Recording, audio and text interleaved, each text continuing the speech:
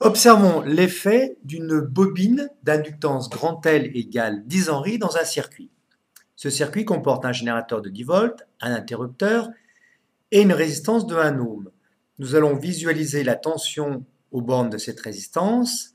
Comme U égale RI égale 1 fois I, eh bien les variations de la tension U visualisées ici seront proportionnelles aux variations de courant I. On bascule l'interrupteur en position fermée. Nous voyons que le courant s'établit progressivement jusqu'à atteindre une valeur maximale au bout d'un certain temps. Quand nous ouvrons le circuit, nous voyons que le courant diminue un petit peu plus brutalement, mais néanmoins de façon non instantanée. Donc, nous pouvons dire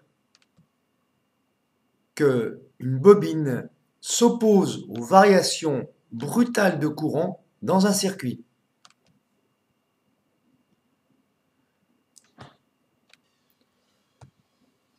Observez maintenant comment évolue la tension aux bornes de cette bobine, sachant que la tension aux bornes de la bobine vaut L fois D de I sur dt.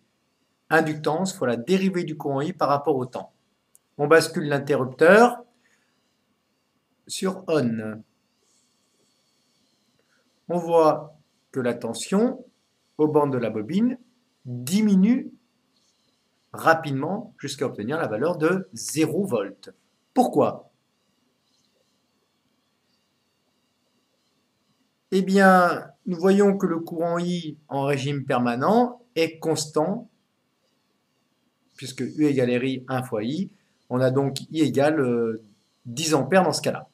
En régime permanent, le courant est constant, donc que vaut la tension de la bobine?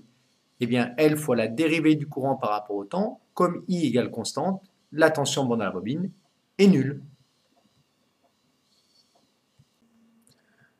Une autre façon de l'exprimer, c'est de dire que le courant dans une bobine est continu, c'est-à-dire qu'il n'y a pas de discontinuité de sa valeur au cours du temps.